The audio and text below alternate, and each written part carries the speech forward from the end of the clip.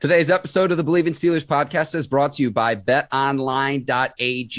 Week 5 of the NFL season is here. Postseason baseball is here as well. And if you want to place a bet on the action, Ike, BetOnline is the place to do it. Yeah, I placed a bet last night on BetOnline with Justin Tucker. He came through for me. Mr. Clutch.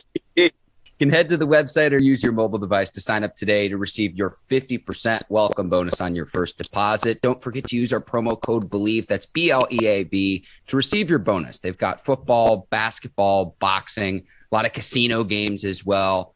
Don't wait to take advantage of all the great offers through the 2021 season. BetOnline is the fastest and easiest way to bet on all your favorite sports. BetOnline, where the game starts. All right, cue the music. It's time to start the show.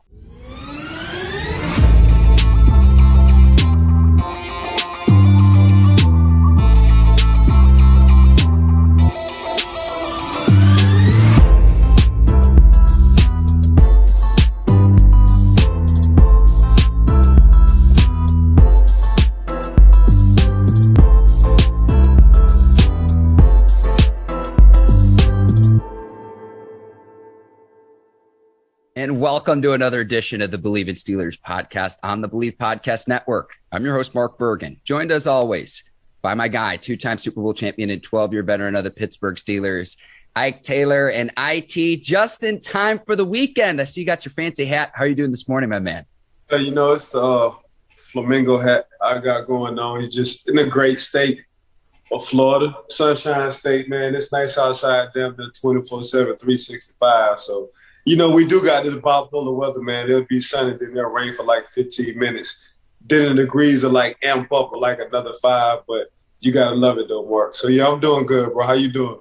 I'm doing great as well, Ike. And game recognizes game. I see you got the color coordination going on this morning, so I had to say something right off the top. We are recording this on Thursday. This episode will be out Friday morning ahead of Steelers against their Week 5 matchup against the Denver Broncos. And Ike, I got to congratulate you as well. You called it on Monday before we got the injury report on Tuesday. Big Ben already dealing with the shoulder injury, now has a hip injury. Psychic Ike is out on the Bleav in Steelers podcast yet again. I just want to say you nailed it on this one, Ike. Man, it's crazy, but I'm just looking at it, a struggling quarterback right now who will be in the Hall of Fame in 7. They're 1-3 in their division. They still got time to bounce back out of their division, but it's not going to be easy at all. You're going against another AFC opponent, the Denver Broncos. I think if Teddy Bridgewater play, Pittsburgh has trouble. If Drew play, I think Pittsburgh would take that W. But 7 just struggling right now, and we want to blame everybody else. And it's the offensive line, which the offensive line the last couple of games, they've been playing really good. You got some receivers who are pretty dominant. Chase Claypool didn't play last year, but James Washington, he always come up clutch. You got a stud and a rookie running back in Najee. You got a few tight ends. So right now, 7 admitted it too. Like, he got to get back to playing his style of ball. But, his style of ball is it's catching up with him. So 7 has to get under center, like we've been talking about the whole time since the summertime, Mark. But it's just will 7 want to get under center consistently, and just look how he won Super Bowls. He won Super Bowls of scrambling or making huge plays, being clutch when you need to. And as you get older, you just got to readjust your game. And I don't know if 7 right now wants to readjust his game. But if you look at the Aaron Rodgers, if you look at the Justin Herberts, if you look at the Russell Wilsons, if you look at the Patty Mahomes, if you look at a lot of these, the Trevor Lawrence, either young guys, like, you have to be able to get under center to hand the ball off. Also, it comes with the play action pass, So that's just what it is. But, yeah, I called it a long time ago as far as, like, 7 or the Pittsburgh Steelers try to save face and not say they're going to bench 7. So we'll see if some more injuries come up and they're going to say 7 needs a break because his body is taking a toll. But I just thought they was going to do that, just looking at it just to save face. You're not saying you're benching a Hall of Fame quarterback. What you're saying is his body is banged up, and his body is banged up. But you're going to say his body is banged up for the year and let the young guys start just to make it look good. Put a little cherry on top of it. But you ain't fooling old Ike Taylor. Ike, it begs the question whether he's comfortable doing that at this point in his career at age 39 in year 18, or whether it's Matt Canada, the new offensive coordinator as of this season, is willing to do that. And if he just wants to put Big Ben in shotgun. And we have asked that question before. Still don't have a great answer for that. A few stats I want to run you through, Ike. We were talking last week where if you look against the Green Bay Packers, Big Ben goes 26 of 40. Just looking at the box score, 200 and some change, a touchdown and an interception. You just look at the box score and say, well, is it that bad? But he's checking down. He's throwing underneath. And when the Packers were up multiple scores, they're keeping everything in front of them, and he's taking what's underneath. So here's what I mean by this. Shout out to the Bleav in Steelers podcast research staff finding this. Big Ben's thrown 52 passes on third and fourth down this season. 24 of them have been short of the sticks. And that was really my big issue coming out of that week 4 loss to Green Bay, Ike, was on 2 fourth down conversions where you got to have a conversion. The Steelers throw short of the sticks and fail to convert the first down. We also saw that in week 3 against Cincinnati, which was a beautifully disguised, what appeared like they were bringing the house was zone coverage, and they eat up Najee Harris in the flat. That happened, a similar situation, trying to go to Najee in the flat on a fourth down, throwing short to Juju Smith-Schuster on a fourth down conversion against the Packers. That's been my frustration. And it's not just what my eyes are telling me, Ike. It's also what the stats are telling us with Big Ben in this offense as well. Yeah, they just haven't gotten the rhythm, just period. And we keep saying, what is the Pittsburgh Steelers offense identity? And right now they have none. Usually you can game plan like we're going to run the ball because we feel like we can run the ball on this team. They can't do it. We're going to pass the ball because we feel like we can pass the ball in the secondary. They can't do it. So when you have no identity, man, it's just hard to win games in the NFL. Plus, your quarterback got to be playing well. So I just don't like the fact, man, they blame everybody else but himself. If you just listen to people. I'm with you, Ike. Yeah, it's everybody else. It's the offensive coordinator fault. It's the O-line fault. You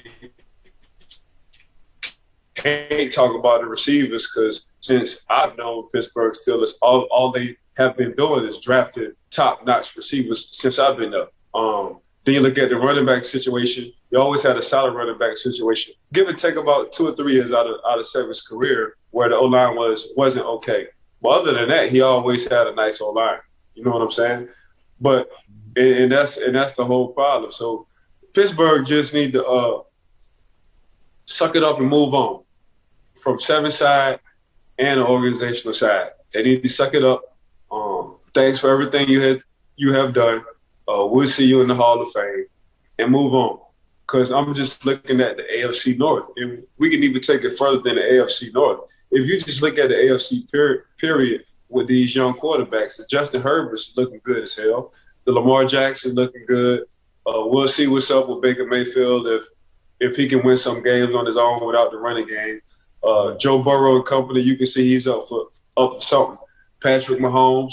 So you got Patrick Mahomes, you got Justin Herbert, you got Josh Allen, you got Lamar Jackson, you got Joe Burrow, you got Baker Mayfield. You got 6 studs right now. Honestly, you got 6 studs. That's just what it is. So if you can't beat out the 6, and 7 is number 7 in that ranking, something is wrong. You got to move on because these guys ain't doing nothing but getting better. They're emerging. They're becoming real live superstars. So now you just got to wait. Pittsburgh got to wait a couple of more years, and we'll see if the defense still intact in a couple more years. Get you a new quarterback, see what the quarterback had, if he has potential. And you don't even know if you can keep up just period in the AFC period. So that's all I've been saying about Pittsburgh, man. Like, you're holding on for too long.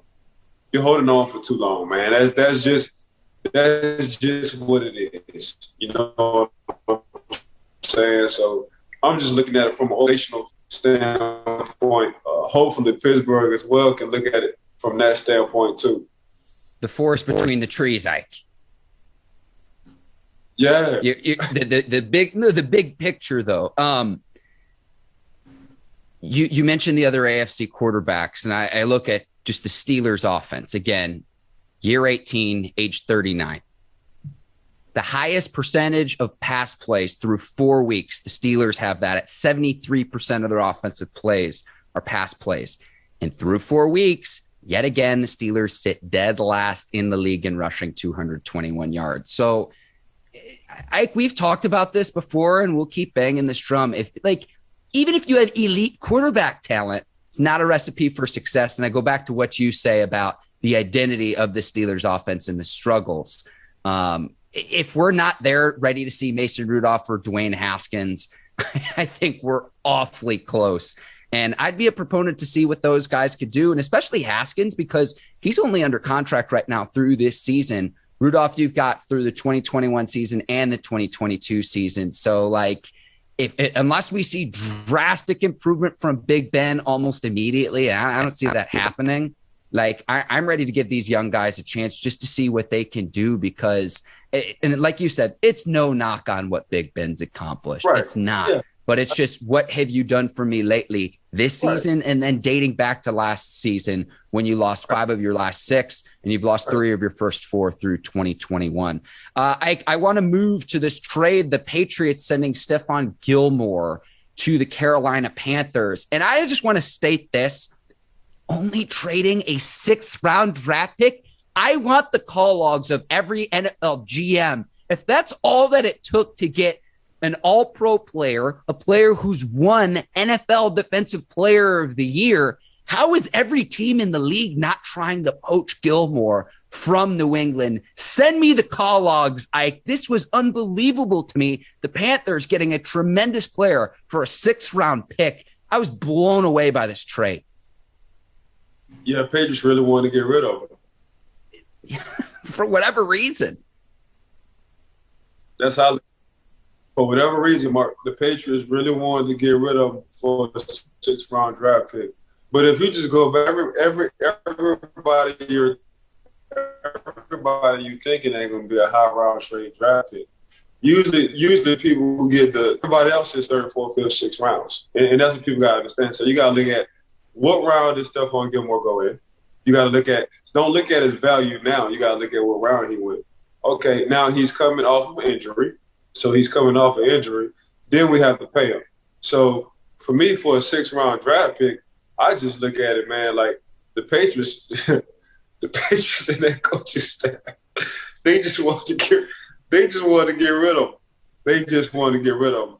Or who knows? Maybe other teams just wanted the Patriots to release him and was going to pick him up off of waivers and see what up. So I guess the Patriots wanted to get something for him, because I guarantee you, everybody was waiting on that release, because that release was already out before the trade happened. So it was already an anticipation on, Stephon Gilmore will be released because of, and it was like, nah. So, why not give up a 6? If I'm the Carolina Panthers, that's a win-win situation for me. If I'm the New England Patriots, we just don't know on the other side if teams want to trade or give up a pick for him. So that's what happened. Yeah, he's on what's called the PUP list, Ike. Physically unable to perform, the PUP list. Not eligible to play until week 7. He's coming back from a torn quad injury from week 15. He had surgery from a year ago, so still kind of working his way back there. But just I'm looking at his accolades, and I see Super Bowl champion, Defensive Player of the Year in 2019, 2-time first team All-Pro, 4-time Pro Bowler, led the league in interceptions in 2019. I know he's 31, but I still think there's some gas left in the tank. And again, for a 6th round pick, send me the other call logs of the other 31 NFL GMs, because if they weren't on the phone trying to answer something a little bit more lucrative than a 6th round pick, this was just maybe someone made a better offer, but New England wanted to send him to the other conference. But I see a 6th round pick just given his resume, Ike, and I just couldn't believe it. So, Mark, you got to put your GM hat on. Take the resume off. Okay. How can he help me coming off a PUP that I won't see him till week 7? Then at the earliest. At the earliest. At the earliest. Then he has to get in game shape. So hopefully that'll be 3-4 more games. And he's 31 years old. So obviously you got to take a cylinder out that engine. So it goes from a V7 to a V6 because Father Time always wins. So then you got to look at how does he fit in our defense and will he be able to stay healthy? So as a GM, them all the questions you got to ask yourself. Now, once you give them to the coach, it's coach, here you go. Let's get this guy in a situation to where he make plays because that's what he always do. But as a GM, Mark, you gotta check off all the boxes. You just ask yourself, can I get a younger guy for cheaper who doesn't have a quad injury, who's dealing with a V12 engine, and I can kind of mold him? Or do I have to overspend for a veteran guy because I'm looking at his accolades? Because we can go back to what you just said with Big Ben. What have you done for me lately? Well, of late, I've been hurt for the past year and a half. So that can't help an older guy. Maybe if he was 22, 23 years old and he had a quad injury, we would be saying something totally different. His bounce back will be different coming off an injury. But you and I both know the older you get, the harder it is getting up out that bed. And add along being a professional football player. So that's some questions you have to ask, Mark, when you put your GM hat on. I get what you're saying with the accolades. I want you to put your GM hat on.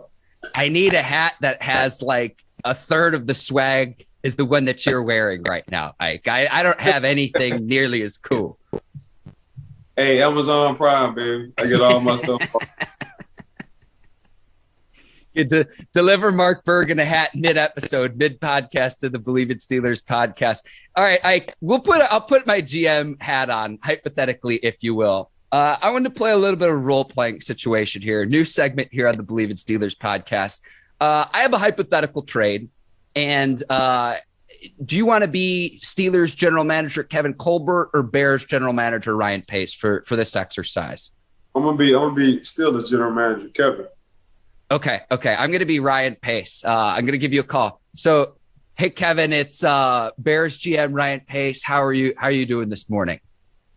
What's up, Ryan? How you doing? I'm doing good. Just trying to win some damn ball games. Yeah. It looks like Big Ben, year 18, age 39. You need some quarterback help. I have too many on my roster. Looks like Justin Fields is going to be the guy for us moving forward. What could I get back for Andy Dalton? Nothing at all, because we definitely don't want them. Okay, so you didn't want to send us you could send us head coach Mike Tomlin. We'll send over Andy Dalton. We'll call it a wash. How's that sound? That don't sound good at all. I guess I just really this must be a prank call, so I'm just gonna go ahead and hang up on this one. All right. Before you do, you sound like you're out on Andy Dalton. I understand he played for your division rival in the Bengals. Any interest in Nick Foles? We've got a quarterback. We have too many QBs on the roster. We're looking to unload one, and clearly you need one over in Pittsburgh. No, I like Mason Rudolph and Dwayne Haskins, so I'm going to keep what we have right now. Andy Dalton and Nick Foles are damn near the same people. Okay. So we'd like a 5th round pick, a 6th round pick wouldn't be the 4th round pick, maybe any draft picks. That's not enticing at all to you. No, hell, you could have gave me a 0 round pick. That means before. All right. We'll see you later this year. I know our two teams play. I bet it's just like, why would I help a team we're going to play later in this season? But I figured it was worth the call. Hey, good try. All right. Take care now. All right, you too. What do you think? My trade proposal is crazy? Andy Dalton to the Steelers? I think it could help both teams, Ike. Not at all. Andy Dalton is Mason Rudolph and Dwayne Haskins. That's just what he's been over his career, So that's just what it is. He had a plethora of good talent when he was starting with the Cincinnati Bengals. A lot of good talent at the wide receiver position, at the tight end position, and at the running back position. So his ceiling was only so high when it came down to being that kind of quarterback the Cincinnati Bengals was looking for. It seemed like they were in the playoffs, if not every year, every other year. And then it was just like, you can't get by, that first round to get a playoff victory. So I'm with you, Ike. I've seen some rumors out there. And again, it's like, again, you also have the sentiment of, we don't want to sign a player that played in our division and everything too. But if the viewers and listeners like that segment, let us know. I figured we'd try it out. I've seen it on other shows. Like, I had fun with that. But if you ever want to role reverse that scenario, Ike, where you want to do that with me, feel free. I had fun with that, though. Gotcha, bro. All right. Other week 5 matchups before we get to our Broncos and Steelers prediction. Ike, Packers and Bengals, 2 3-1 teams, just like we thought before the start of the season. I tell you what, Bengals are pretty frisky this season, and Joe Burrow looks like he's coming back from that knee injury strong. They've got a lot of good young receivers to help him out as well. But 3-1, like I said, just like we thought between both Green Bay and Cincinnati. His name is Joe Mixon and that offensive line for the Cincinnati Bengals. Yeah. Joe Mixon been saying this during the preseason that offensive line is real nasty. And they like to get down dirty and they like to run the ball. And that's exactly what they're doing. They're having a good balance between passing and running the ball, but they can run the ball when it's time to run the ball, when they want to close games out. And the offensive line is asking to run the ball when they're up by a lead so they can close the game out and put their body weight on a defensive player. And that's exactly what they're doing, man. The Cincinnati Bengals, that offense, man, that offensive line, they playing with attitude. They playing real nasty. They playing low down and dirty, and they playing old school football. That's all they want to do is smash faces. So the Packers on the defensive side, they have to be ready for that because Cincinnati, not only does they have the confidence in Joe Burrow, but, man, you got Jamar Chase, you got T. Higgins, and you got Tyler Boyd. So you got 3 guys who can all ball out on the outside, and you give them a bar-fighting offensive line with Joe Mixon sitting in the back staying healthy and Joe Cool sitting back there passing that ball, looking all cool, smoking a cigar, or one of a kind that is.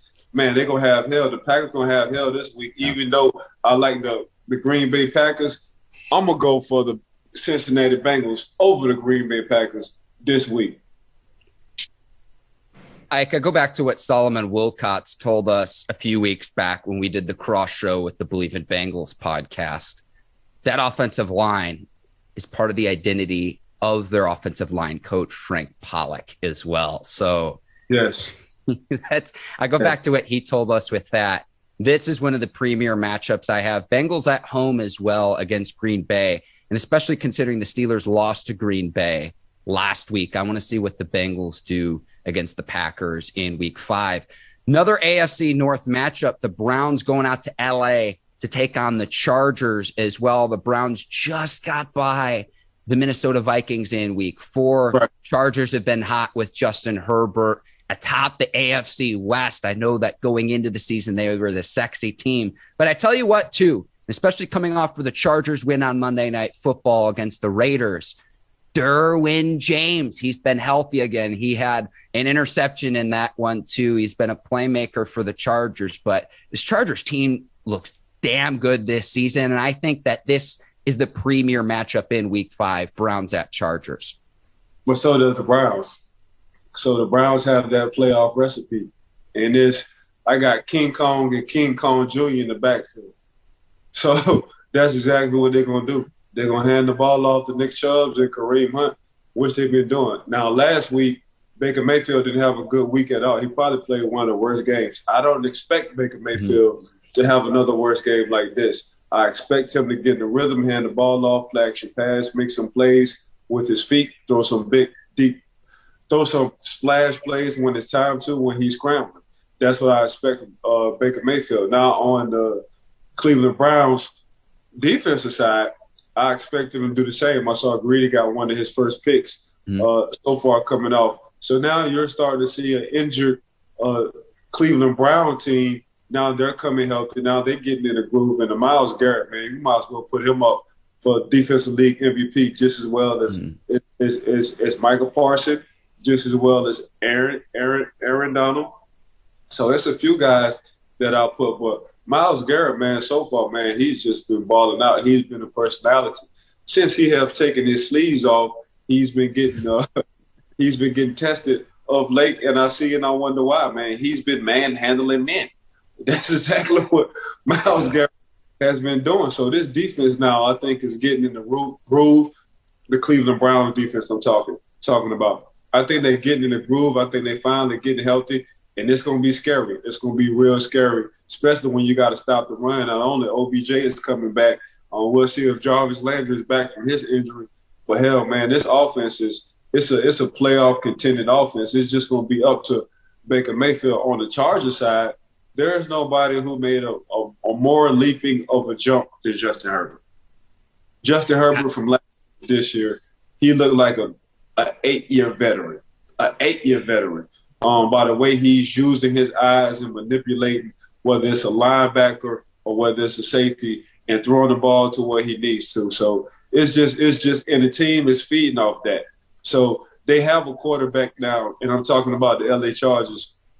They have a quarterback now who can win them ball games, who doesn't have to rely on the defense, who doesn't have to rely on the run game. And that's what the Cleveland Browns want Baker Mayfield to do. They want Baker Mayfield, at least if we got 17 games, at least 5 of those games, you win this on us, because our running game isn't doing good and our defense isn't playing up the part. Baker, can you win us a few games? So, but that is what Justin Herbert is doing over there with the LA Chargers. So it's going to be fun, but I still got the Browns going into LA, having a good time, having lunch or dinner at Nobu, coming out with a W at SoFi Stadium, and getting back to Ohio.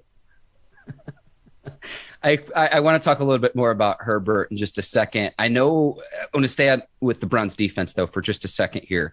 I know Myles Garrett gets a lot of the headlines and a lot of the attention, understandably so. If not for contracting COVID last season, he was up for contention for Defensive Player of the Year. But a player that you need to watch on this Browns defense is the rookie Jeremiah Owusu-Koramoah, the Browns' second-round pick linebacker out of Notre Dame. The speed that he plays with is unbelievable. And I'm telling you right now, as much as you like watching Micah Parsons of the Dallas Cowboys, keep an eye out for JOK, or they also nickname him Woo for short. Jeremiah Owusu-Koramoah for the Browns defense has been outstanding so far this season. He would have probably been a first-round pick if not for, I Bleav he had like a heart issue ahead of the draft. Right. And when he was still in the second round, Andrew Berry and company, the Browns GM, were just amazed that he had fallen that far in the draft. So they're getting a first-round talent in the second round, and he's been everywhere on the field for this Browns defense. You tweeted something, Ike, about Justin Herbert, though, that I thought was really interesting. The Dolphins might have, I think you can already say they made a mistake drafting Tua over Justin Herbert, even though we're just a few years out from that. In year 2, we're seeing what each quarterback can do. And I don't think there's any question you could see Justin Herbert's a special quarterback. And for whatever reason, Tua just hasn't been able to stay healthy, something he also struggled with injuries when he was still quarterback at Alabama. Yeah, Tua got that Jimmy Garoppolo in him. And I hate to say that. For some reason, the injury bug always just seems to bite him. You know what I'm saying? And it's not good for those two guys. But I look at these great quarterbacks in the colleges they went to. We don't even really know their receivers. Like Justin Herbert, who was his 2 receivers? Who was his running back? And that's what you got to look at. When you look at Tua and when you look at a Mac Jones, and you was like, well, who was their receivers? Well, shoot, all 6 of them went first round. Well, who was his offensive line? Well, shoot, all 4 of them went in the top 40. Well, who was his running backs? Well, at least 6 of them went in the first or second round. Well, goddamn, he had an NFL team sitting at Alabama. Yes, and that's the only question I have about Alabama quarterbacks is they're not going to have the talent in the league that they had at Alabama. Even though their talent, they throwing the wide open guys because damn near everybody, whether you're on offense or defense from Alabama, you're going to go in the first 3 rounds. When you look at the Justin Herberts, when you look at the Aaron Rodgers, when you look at the Big Bens, when you look at the Dan Marinos, when you look at the Jim Kellys, when you look at the Brett Favres, when you look at guys who just made it in the NFL, they had the talent, but now they get to the NFL like, oh, I finally got a receiver, or I finally got me an offensive line, or I finally got me a running back, or I finally got me a defense. Those guys carried their teams to wins in college. They didn't have to rely on the offensive defense. And that's how I look at it. When I look at Justin Herbert, He had the size, he had the speed, he had the throwing mobility, he had accuracy. It was just he was carrying Oregon. When I was looking at Oregon, I was like, he's carrying Oregon. So now you get him a Keenan Allen. Now you get him a Williams, a Mike Williams. Now you get him a Cook. Now you get him a running back. Now you give him a defense. He like, oh, I can have fun. It's time for me to have fun. Well, let's get this party started then. So that's what you got to like about those guys. So that's how I look at it, man. I always look at quarterbacks, what school they went to, were they ever the man? Was it them or were they in the system? Did they have a defense? Did they have a wide receivers, an offensive line, a running game?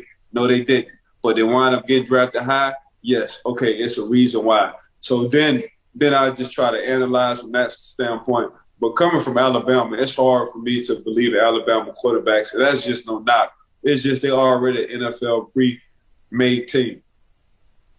Well, and to think that all of this started with Herbert because the team doctor punctured Tyrod Taylor's lung ahead of a game, and like 10 minutes before the game, it's like, hey, rookie, you're playing, you're in, because Tyrod Taylor can't go. Like, to think that it all started this way a year later is just absolutely, it's unbelievable. I'm with you, though. I'm going to go with the Browns in this matchup, just given their running game. And really my measure of will Justin Herbert really take that next step of the next level will be this. Think about how many opposing teams' fans go to Chargers games. Traditionally, it's almost like a home field advantage on the road. At what point does he start to get some Chargers fans and say, you know what, I'm going to support Justin Herbert as a quarterback at home when they're playing in LA? That's going to kind of be my measure is this guy legit to where they develop a fan base there, a Chargers fan base while they're playing at home. But I'm going to go with the Browns, just considering like whenever you make any kind of analogy, and specifically car analogies, when you talk about Nick Chubb and Kareem Hunt, it's like I'm all ears whenever you do that. So just given that they're able to run the football effectively, I'm going to go with the Browns here. One more matchup I want to get to in week 5, Bills at Chiefs. If the Chiefs can get back to above 500, then the Bills are 3-1. And considering the one loss came from our beloved Pittsburgh Steelers, to me, the big question is just what can we expect from this Chiefs defense? We know what they can do offensively, but if this Chiefs defense continues to struggle, I think long-term it's going to hamstring this team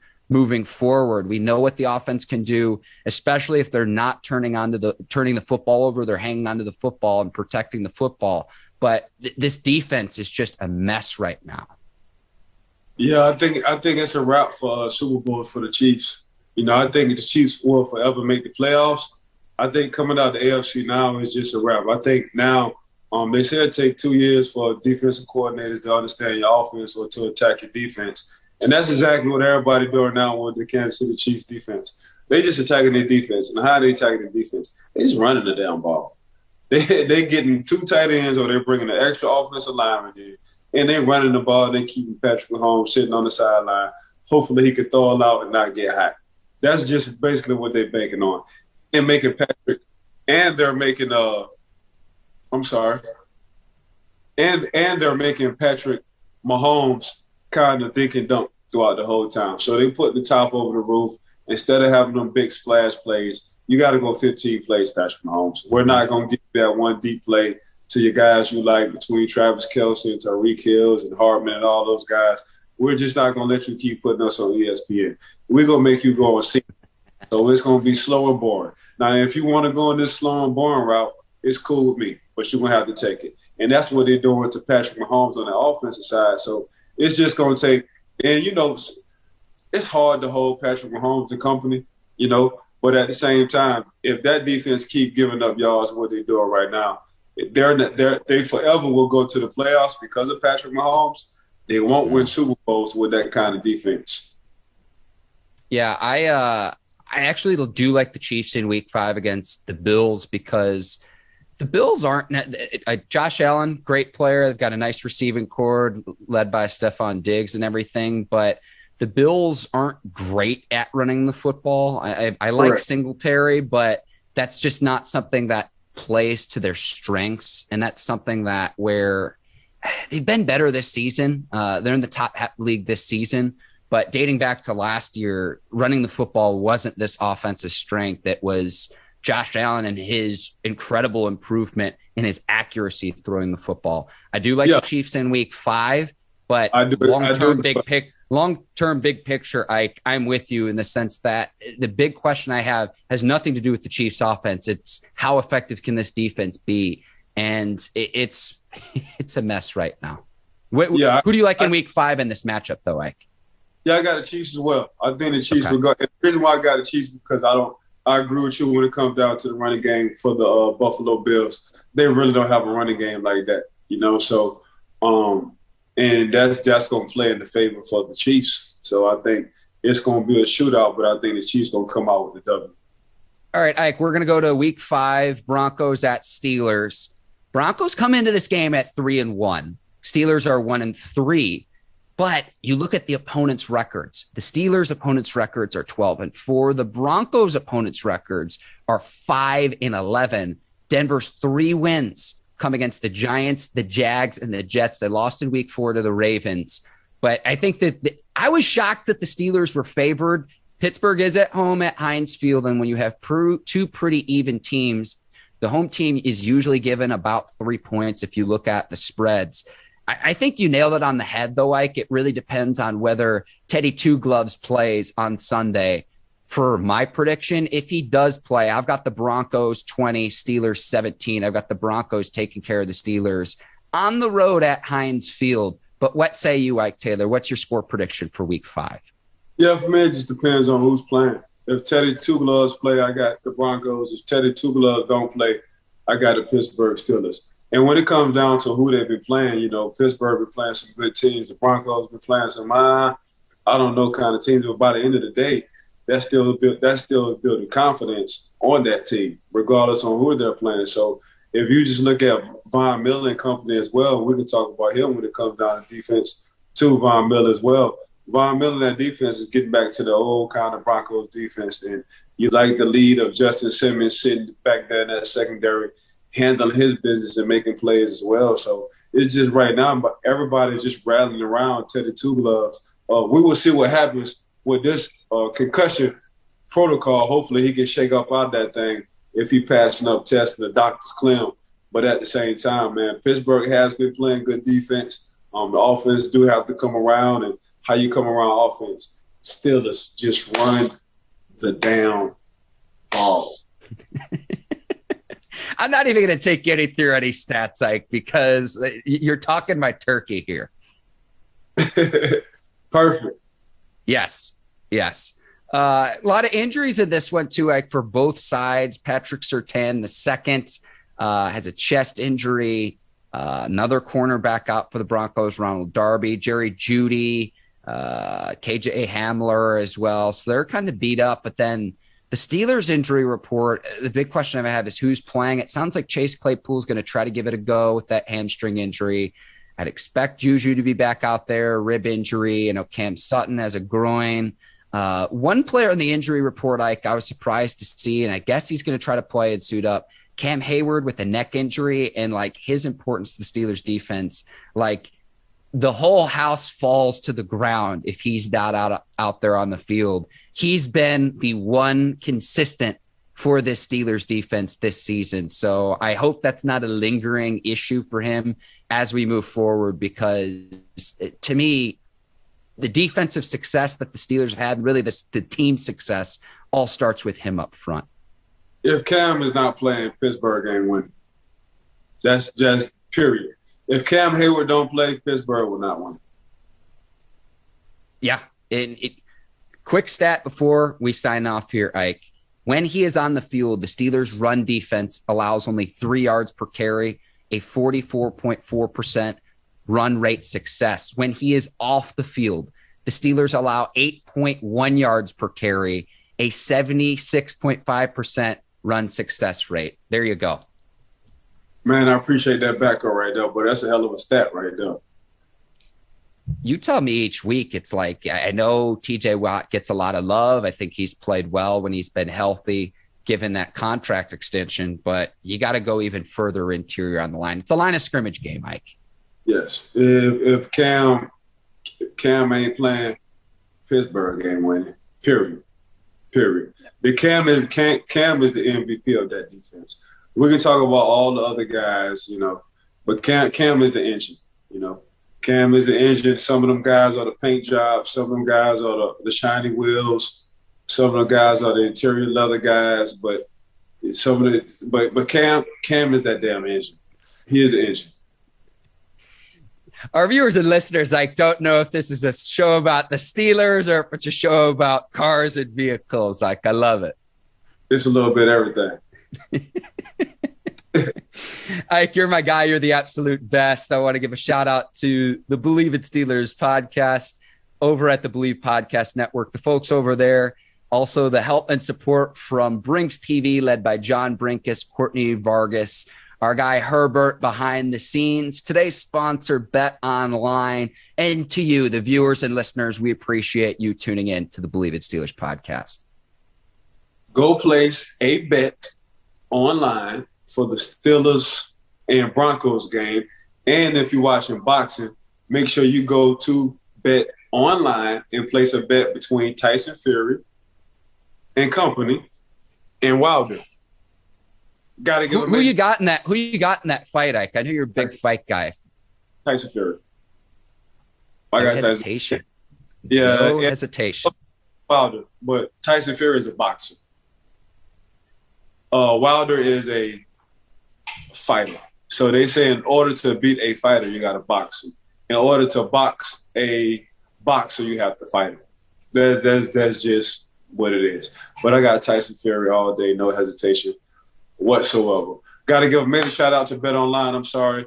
A major shout out to Brinks TV, Miss Courtney and her crew. Huge shout out to Bleav It Steelers podcast for asking and giving Mark and I an opportunity. Got to give another shout out to my dog, Mark. It's always a pleasure doing this good work, what you're doing in the football season and year round. Got to give us a major shout out to the viewers and the listeners. Make sure y'all rate and review us, that 5-piece spicy, because every time we get on this goddamn tube, it's spicy. We like to talk spicy stuff on here. So just want to appreciate everybody for tuning in, listening to us. Thank y'all. Peace. For Ike Taylor, I'm Mark Bergin. Thank you for listening to the Bleav It Steelers podcast. Enjoy the Week 5 action. We will see you next week. Take care and so long, everybody. Peace.